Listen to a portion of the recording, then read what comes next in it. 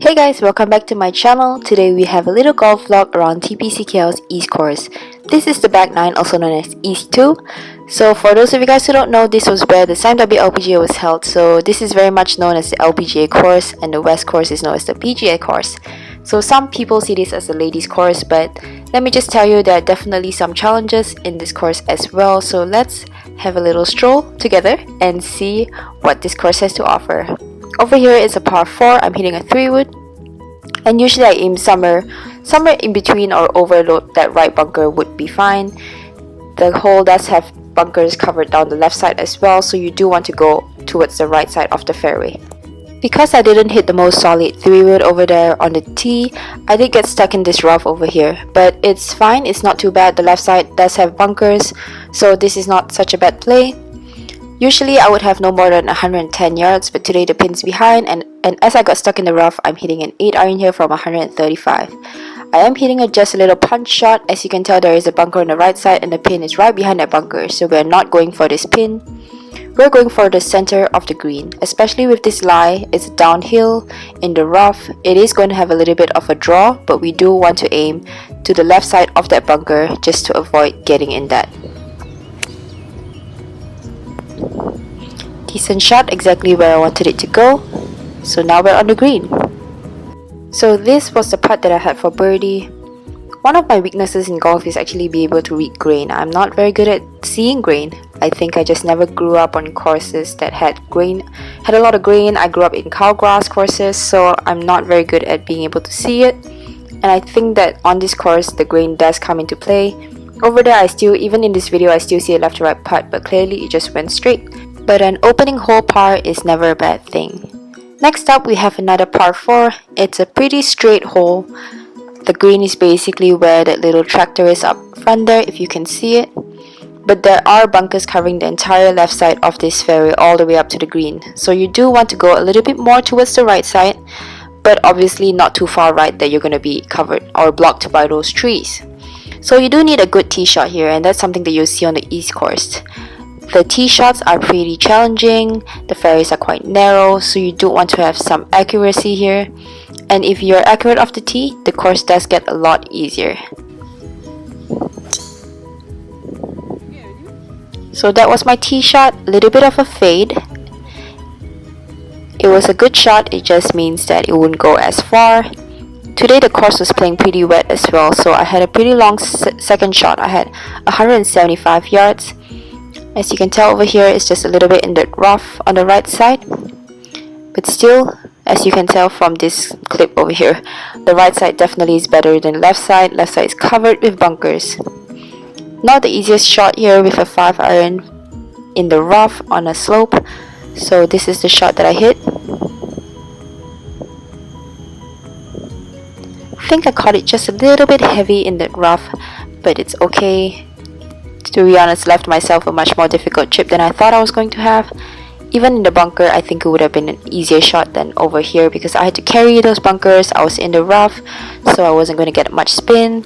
And the pin is in front today, pretty close to that bunker edge, so this was definitely short-sighted. So maybe try not to do this, but over here I'm hitting a 58-degree wedge and just aiming to carry past that bunker, which I think it was about 11 yards. Hit a really good wedge shot, actually probably the best that I could have done from where I was. So I left myself with this little 5-footer here for par. It was a pretty straight putt. I was aiming just left, just a little bit left, but still inside the hole. Hit a good stroke there, and those are the kind of putts that really give you confidence in the beginning of your round. On to the next, which is a par 5. You can definitely tell it's a pretty narrow tee shot. There is much more space up there, but there are bunkers on the left as well, and obviously you do not want to be hitting any of these trees on the left or the right side of the fairway. So as I mentioned before, the East Course does require a certain level of accuracy in order to score well. Of course, most courses, if you're hitting your tee shots well, it will be beneficial for you, but on the East Course, if you're having a rough tee shot day, it can be very punishing as well.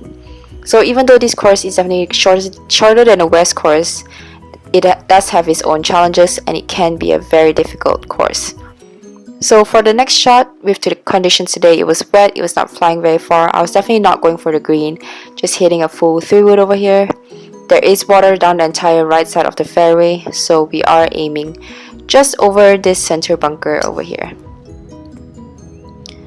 I had about 70 yards left to an elevated green. The pin today was in the center, but anything shot was going to roll all the way back down. So I did hit a full 58 degree, but I caught much more of a flyer than I thought I was going to get. For this pin position though, it was much better to be over than short because I still had a putt for birdie. So this was my putt for birdie. As you can tell, I think I hit a good shot there, a good stroke there. It just did not break as much as I thought it was going to. Again, it could be the grain or it just could be an overread. But I did see a huge slope there, which you can't really tell from this video, but there was a slope, it just did not break as much as I thought. The next hole is the hole that probably makes me the most nervous on this course. It is water lined on the left side, so as a draw player, it's not the most ideal hole. So what I hit here is a 5-wood. It's still about 190 yard carry for that water in front there before you reach the fairway, so you do need a decent club. You can't just hit an iron, but you do want to choose a good target and commit to it. The right side is tree lined as well. You can hit to the right side if you're too afraid, but you will probably be blocked by trees. So for whatever club you choose here, the most important thing is to know where you want to go and to commit to your target. I hit a good shot here and it was down the center of the fairway. I think it's important to note that not every single hole is going to suit your eye. On a golf course, there's likely going to be 1 or 2 holes that really makes you feel uncomfortable when you're on the tee or even when you're hitting your second shot. You know, some people hit draws, some people hit fades. Unless you hit it 100% straight all the time, which I don't think even the best in the world do, there will be certain holes that just makes you feel a little bit uncomfortable, maybe a little bit nervous. I think it's important to acknowledge that there is nothing wrong with that. It's completely normal. I mean, when you think about it, what's the worst that's going to happen? Maybe you're going to go in a water hazard, you're going to be playing your third shot instead of your second shot.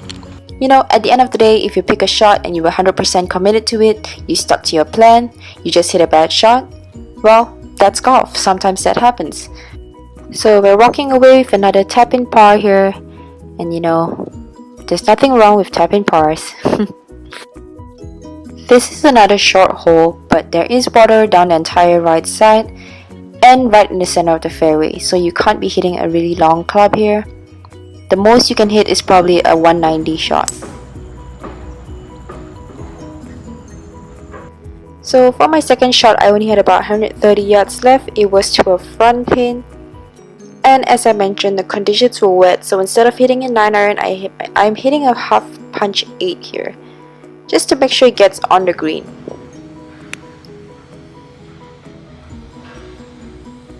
So that went straight at the pin, just a little bit over. So I had this putt for birdie. And you know, it's another tap-in par sort of day.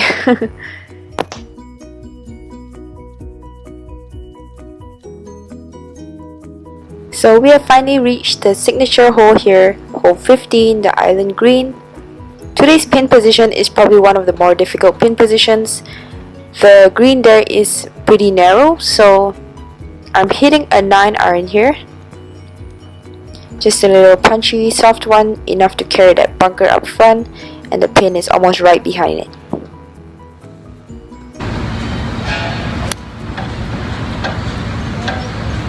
I hit it a little bit more right than I was planning on, but you know, we'll just go up there and try and make a birdie.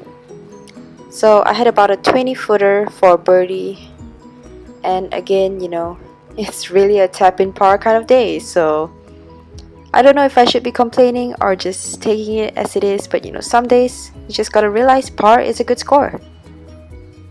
So the next hole is a par 5, and it's probably one of my favorite tee shots here. It's a very beautiful hole. There is water down the entire right side. You can't really tell from this video, but there is. So you do want to aim a little bit left over here just to keep it safe from that water. So unless you really took your tee shot down the right side, this is probably a layup hole. There are a ton of bunkers up there, so I'm just hitting a hybrid here, choosing a good target, which for me today was that little lamp pole up there, if you can see it. and just committing to my shot. There's water on the left side as well. So after that, only have about a wedge in. The pin is behind today, and there is water down the left side, so I'm not really going to play with the water and aim a little bit more to the right side.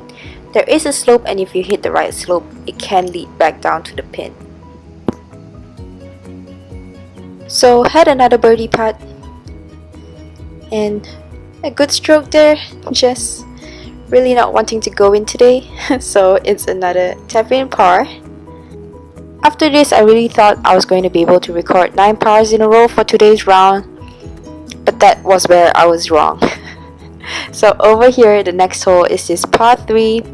The pin is in front today and there was a bit of a headwind, but I still thought, so it was a 144 yard carry to that rocks, which is basically just enough to carry that water, and my 7-iron carries 145. Usually with the downhill it is perfect, but with the wind today I was catching it pretty close, and I hit a good shot just a little bit to the most furthest part of the water carry, and it almost rolled all the way back into the water.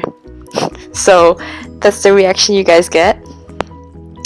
It's dry, you know, it's fine. I had this chip shot, but I was so afraid of falling into the water, I did not move my body at all and just left it so short. So what's worse is after that I hit this putt and left it one roll short. So that is not what we want to do, guys. And I completely jinxed myself about the 9 pars, and this is what happens. I make my first bogey for the day. So we're going to the last hole, really determined to make a birdie, and this is not an easy hole. Let me just tell you guys, this is not an easy hole to make birdie. But we start with the tee shot. So we have a pretty narrow tee shot here. There are bunkers right down the left side and the right side, and a lot of trees. So as I said before, what's important here is choosing a good target. I can't reach those bunkers today with the conditions, so I knew I could go somewhere towards that orange roof right there and it would be perfect.